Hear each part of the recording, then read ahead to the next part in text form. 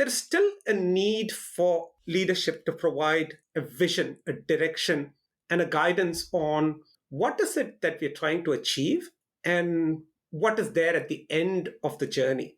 Now, unless somebody steps in and provides that vision, you just don't know what you're aiming at. And quite often, this is one of the key reasons I see when I land into digital transformation initiatives that are struggling or have already failed.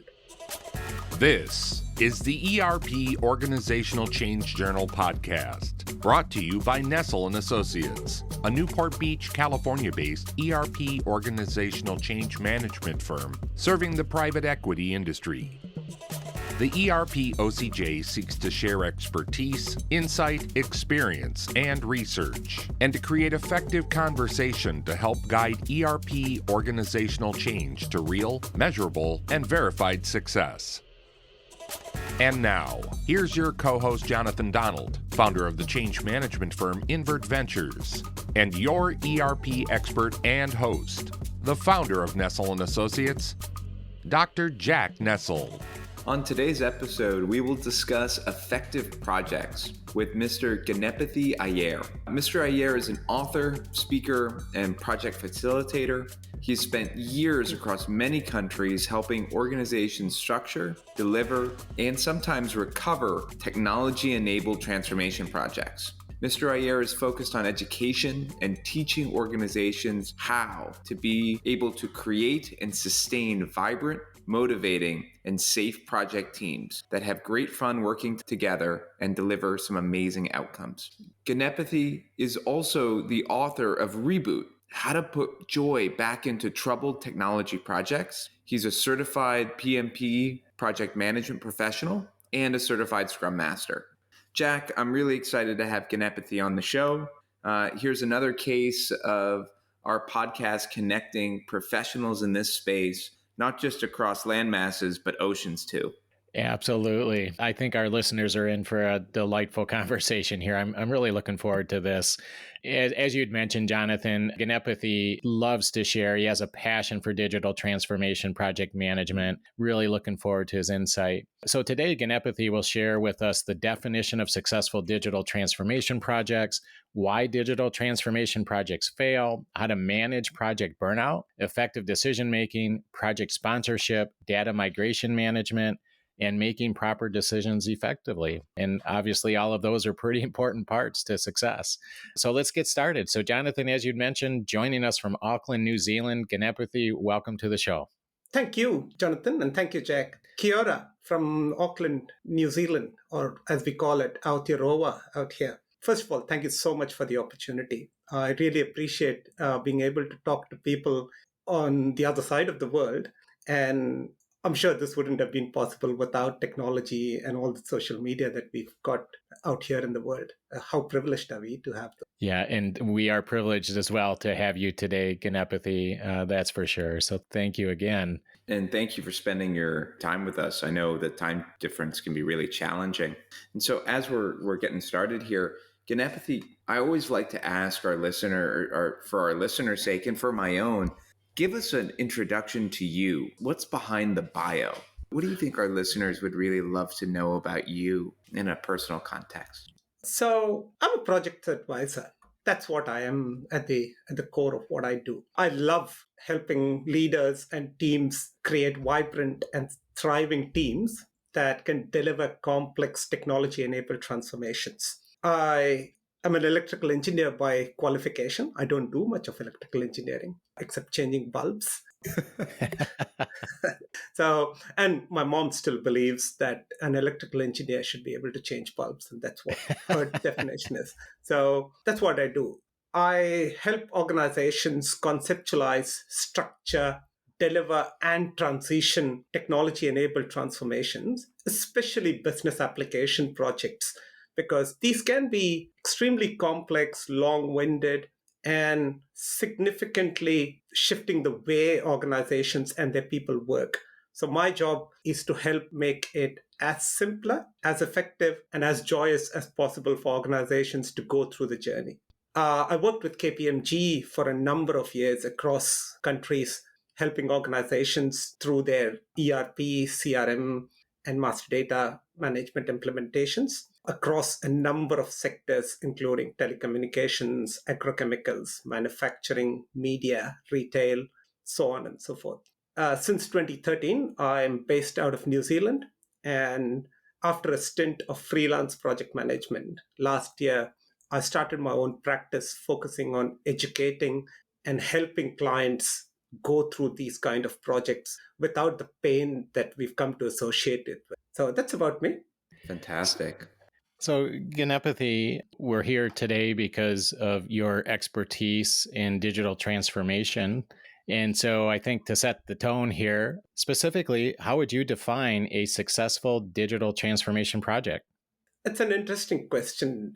There are so many definitions, and definitely technology has a part to do with it. But the way I look at it is everything we do is to benefit someone. And my definition of a successful digital transformation comes from essentially the person or the set of people we're trying to create this for.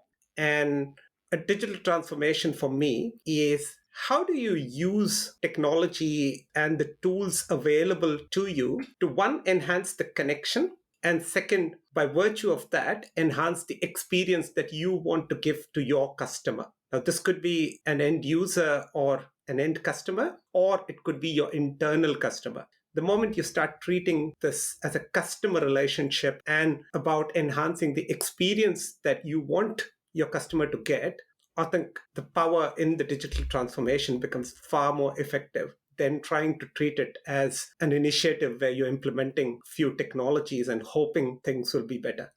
Well said, Ganapathy. I appreciate that. That's a really good idea and definition of success, and actually some great pointers on what it takes to be successful. Ganapathy, we're going to continue on that theme. I'm going to just share a couple of things from your website for our listeners. Projects are channels organizations use to make significant shifts for themselves, their people, and their customers. Technology-enabled projects are a big chunk of these. Yet I see regular occurrence of troubled projects which cause significant grief to everyone involved and with no end in sight.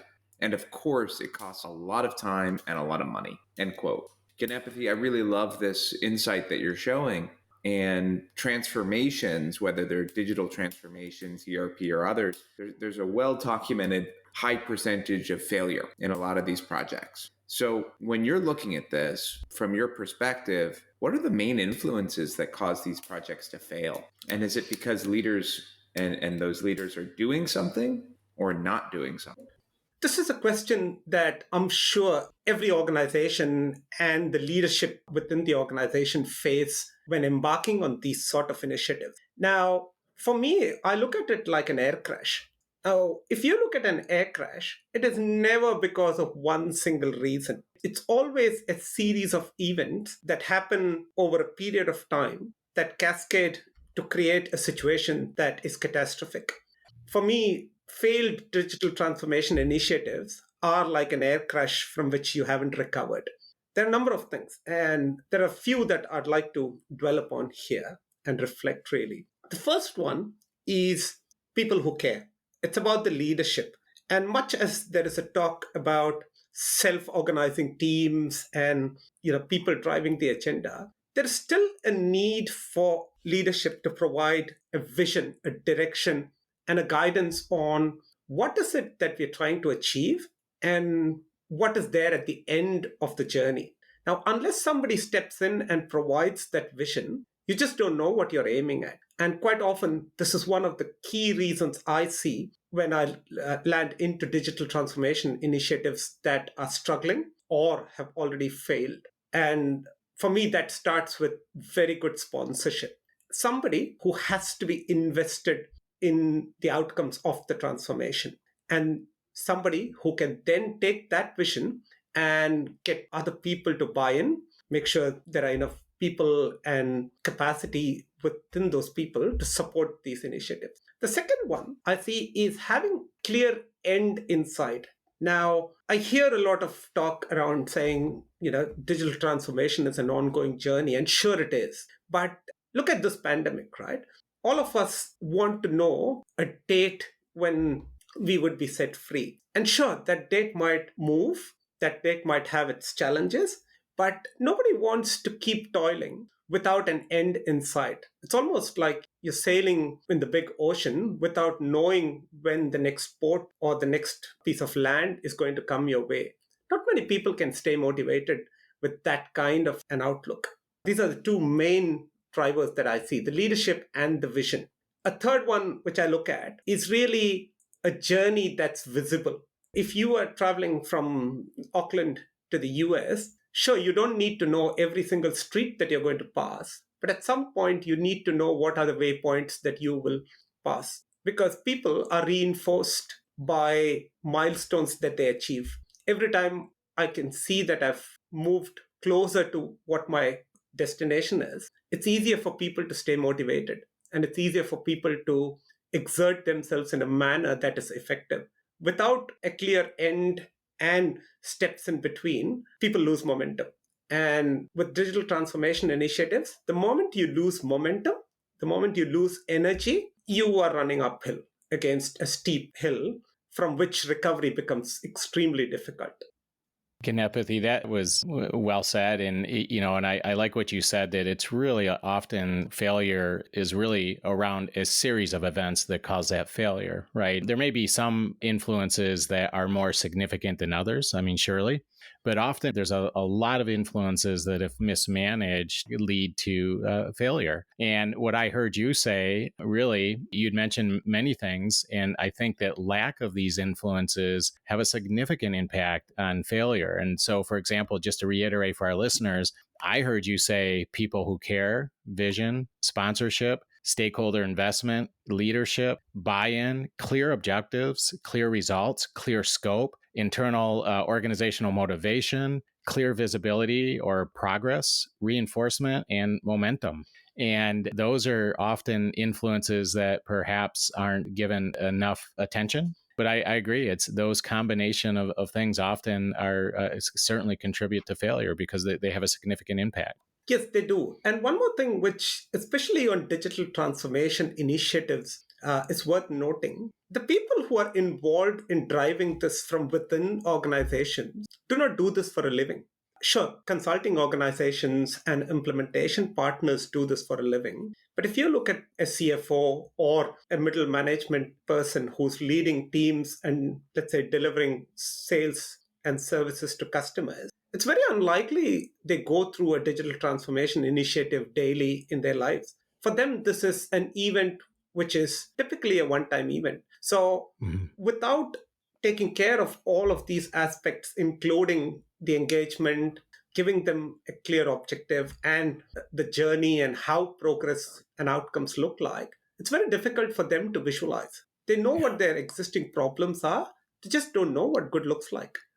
Great point. That's true. And, a lot of times, I guess what I often say to summarize that statement, Ganapathy, is just like life in general. I think it's a truism that people know what they know what they don't know, but they don't know what they don't know as well. And sometimes without that experience and that understanding, it's they don't know what they don't know sometimes is a major influence, and that can be a problem.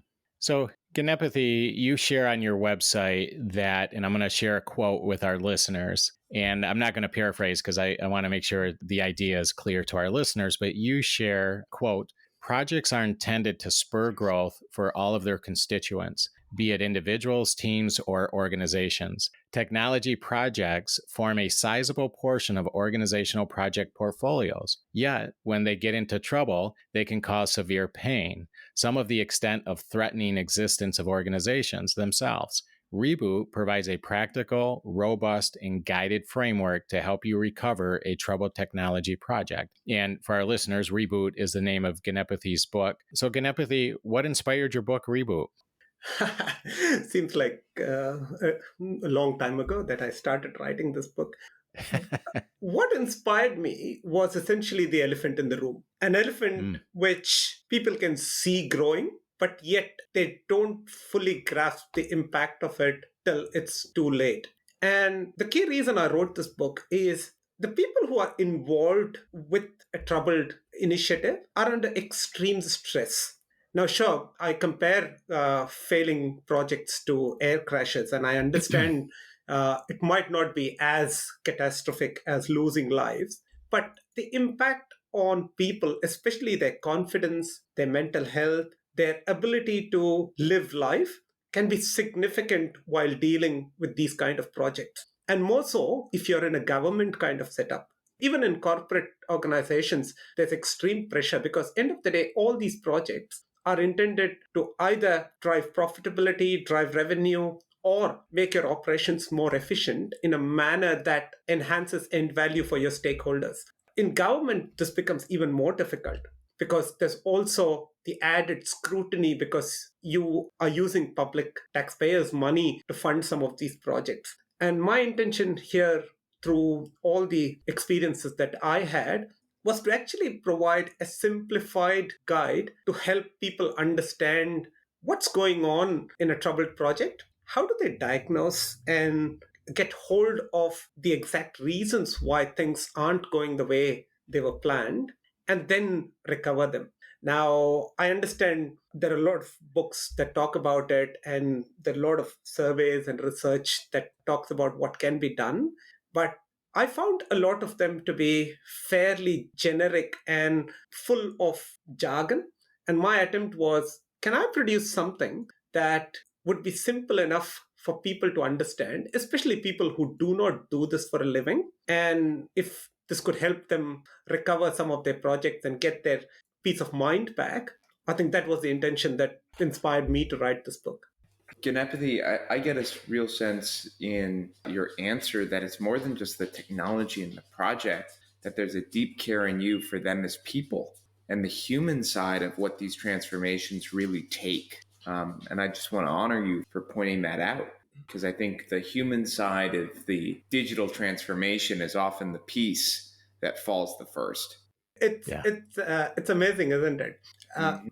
Even technology is implemented by humans. So, and Yeah. we quite easily forget that in the rush to implement technology and have digital transformations enabled, uh, it's convenient and sometimes subconsciously easy to forget what people go through in these kind of initiatives. Yeah. Yeah. And I want to take that as we go to our next area. So we've seen this, and I'm going to share a bit that we see in large ERP and certainly in most transformations that change burnout, or just burnout is a real thing. And sometimes a core group of small stakeholders can end up taking the bulk of the work if it's the core requirement for implementation of a ton of different projects. And you talk about this in one of your blogs, where you state crazy work hours, weekends, turning up to meetings unprepared, or sometimes falling behind on commitments they've already made and expressed. Yet they continue persisting to a point where it's often too late, often with disastrous consequences for everyone, including themselves. So, what I'm really curious about here is, how can you recognize it um, as a leader and as someone in an organization? And then once we recognize it, how can we help leaders and the people involved who have that decision power to see it? And then what do we do?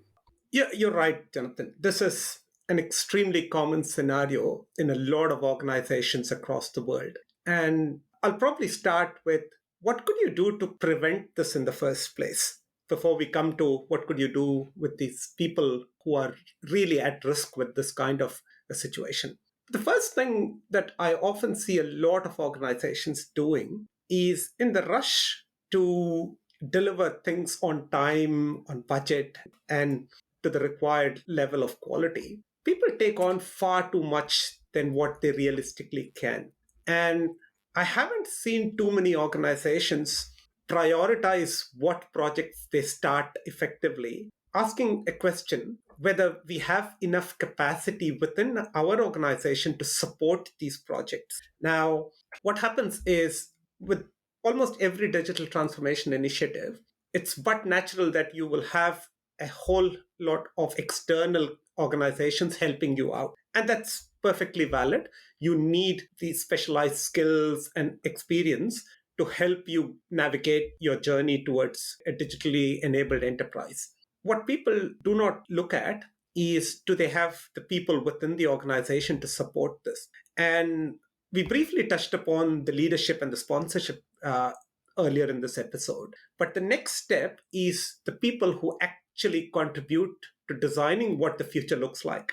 Now, what often happens is these people are the top performers within the organization in an operational sense. So these are people who, in some sense, are almost heroic in the way they keep the existing organization running with its combination of falling systems, processes, and gaps. So, what people do is they pick these people, they nominate them as business leads or subject matter experts, or in the agile world, product owners.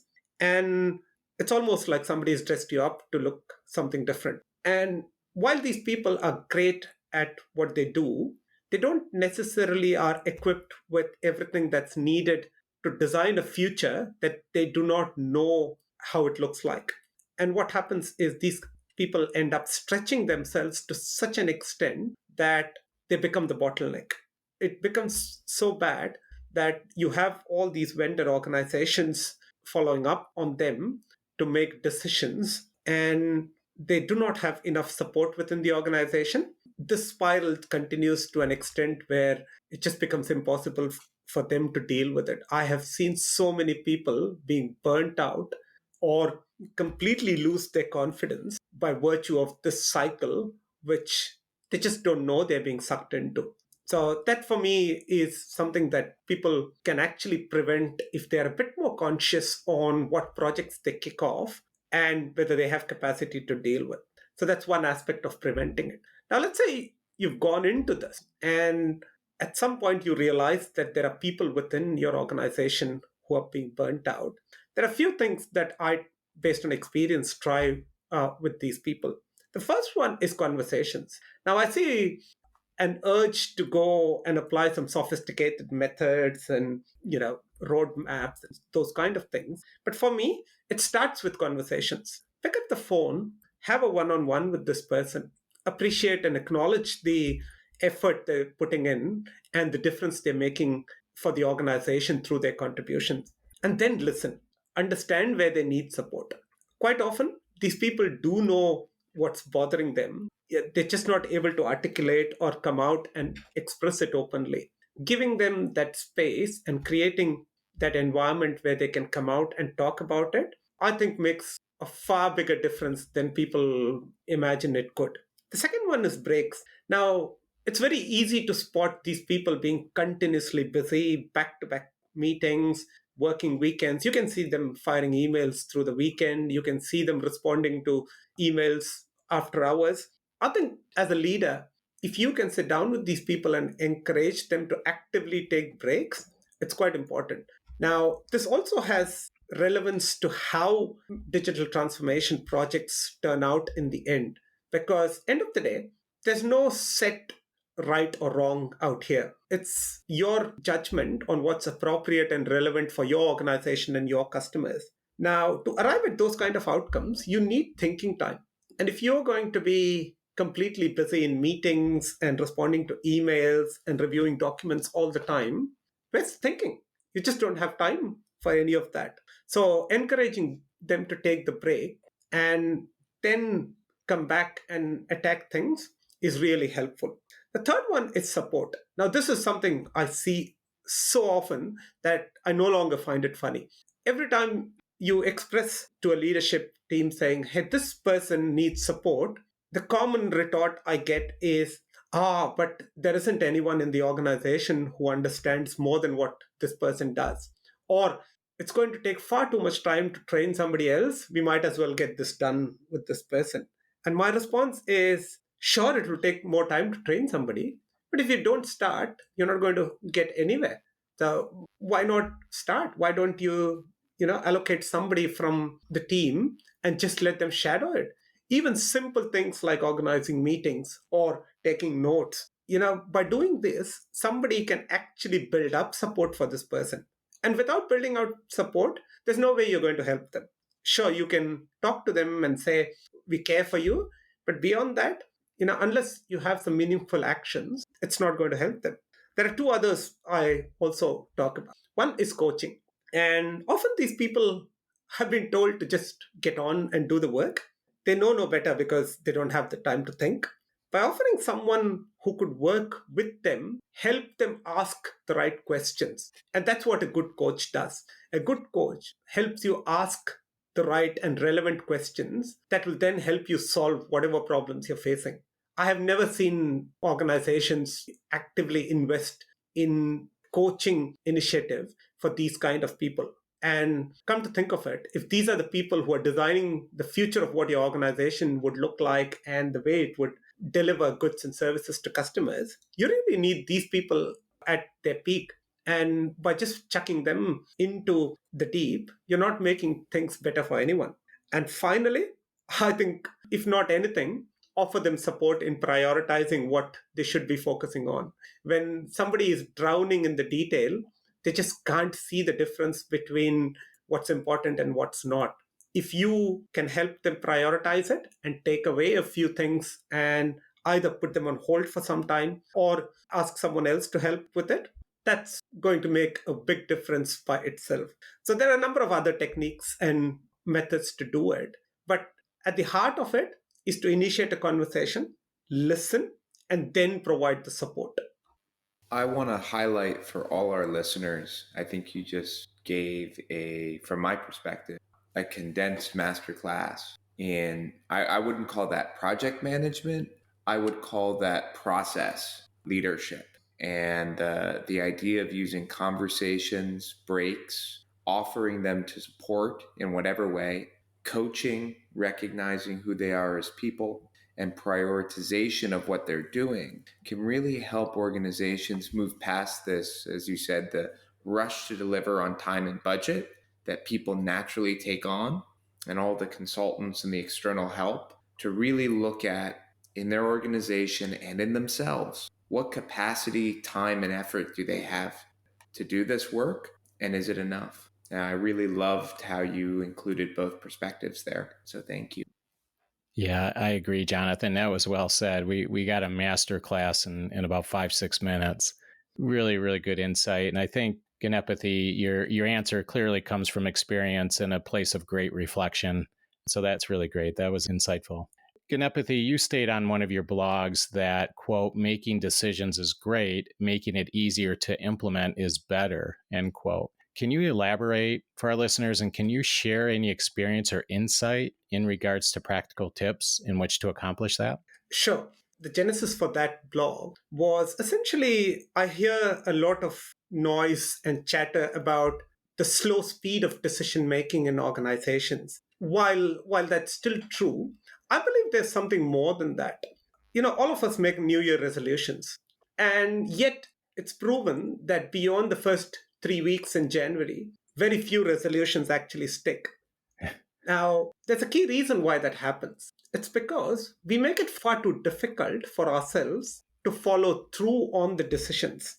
I'll give you an example. I recently bought a bag of sugar from the supermarket, and it had a sticker on it which said, "We will donate $1 to a charity for every packet that you purchase." Such a noble cause. And it wasn't costing me anything. I bought the bag of sugar and I assumed they would pay $1 to the charity. Now, when I finished emptying the sugar into a bottle, I just read the packaging again. And beneath that, it made a statement saying, "We will do it if you scan a particular barcode and you then enter a particular code which is on the packet. At that point in time, we will make the donation." Do you see how much of friction there is in between making a decision and the action flowing from it? So for me, the whole thinking is, if you make a decision, what can you do to make it easy for the person to follow through? And the more you think of it, if an action is not easy enough to implement following a decision, at some point you will come back again and have the same conversation and have the same discussion and wonder, what happened since you made the last decision. Ganapathy, I want to move to another topic, but it's really related to a lot of this. So in your blog, you're talking about the roundabout rider in decision making. And I really love this because I think one of the things that is not clear in transformations digital or otherwise, is decision making, structure, process, and people. So in your blog, you quote a notion that for those of us who have been in the PM field, so project management field, long enough to recognize in regards to decision making, people may be, as you say, ask questions, they provide advice, they sympathize, and yet there is no decision. And that no decision blocks action and causes stress. And sometimes they don't realize that the lack of a decision or the lack of clarity creates this. So, what can a PM do about it, and how can you help organizations see it? Such a common scenario, isn't it, Jonathan? And I use the roundabout example just to make it visible for people reading the blog. Now, a roundabout is supposed to be out there on the roads to enable a smooth flow of traffic. But imagine somebody entering the roundabout and just circling around it, not allowing anyone to exit. Now, this is what happens when decisions don't get made and there's somebody who's circling the roundabout.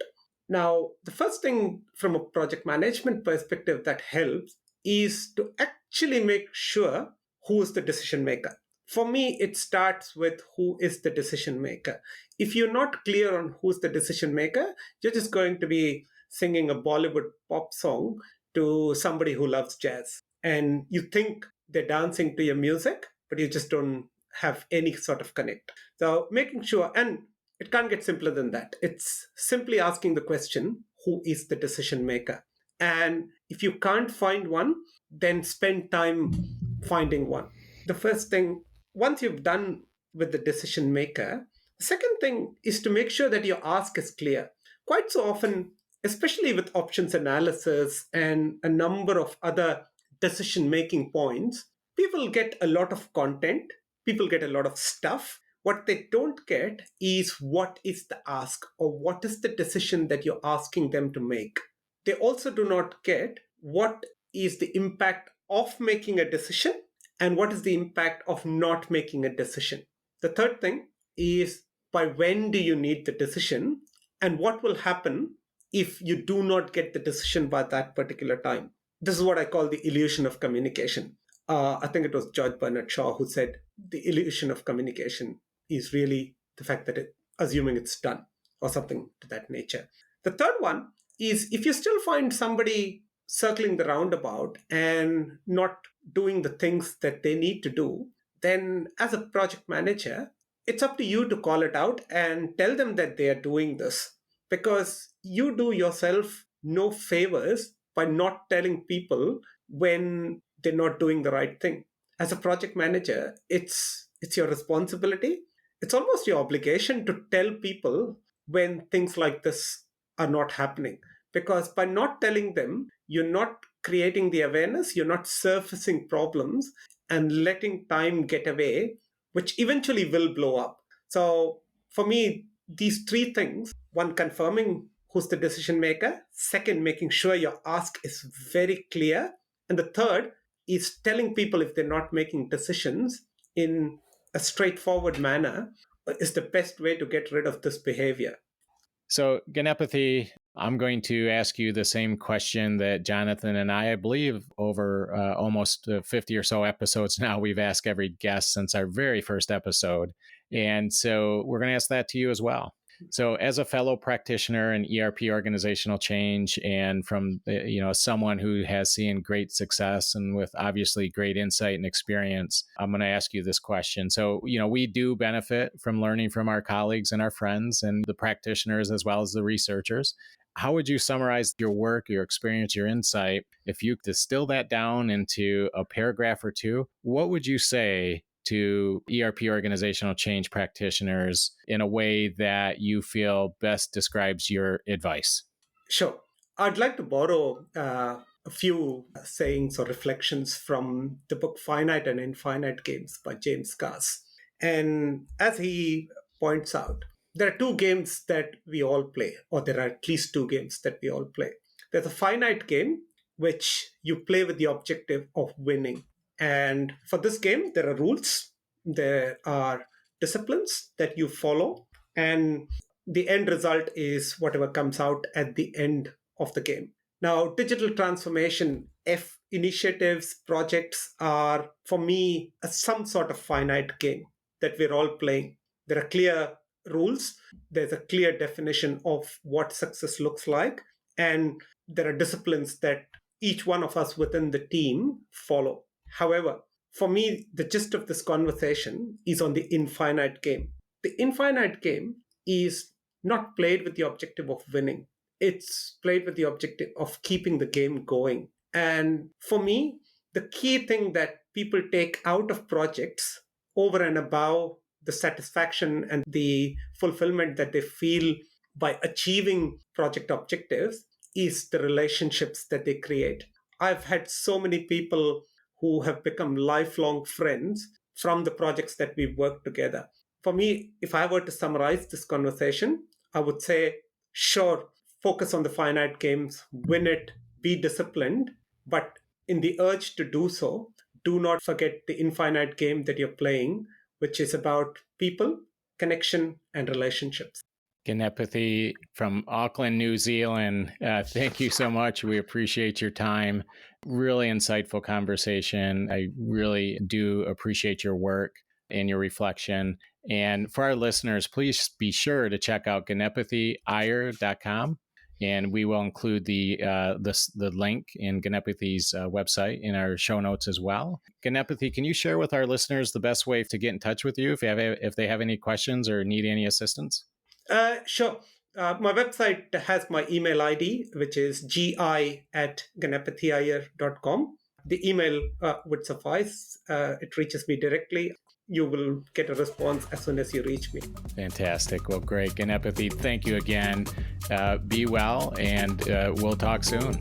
Thank you so much, Jack and Jonathan. Really appreciate the opportunity. You're very welcome. Such a pleasure. Thank you for joining us for today's episode of the ERP OCJ podcast. This podcast is intended as a forum to study, share, and discuss ERP organizational change successes and challenges. We discuss the people, process, and technological components of ERP organizational change by drawing on knowledge from extensive research, collaborative learning, and practitioner expertise and experience. We are incredibly grateful to have friends, colleagues, and mentors join us in our podcast as we seek to promote, connect, and foster relationships in the ERP organizational change community and contribute to its success by bringing research and practice closer together.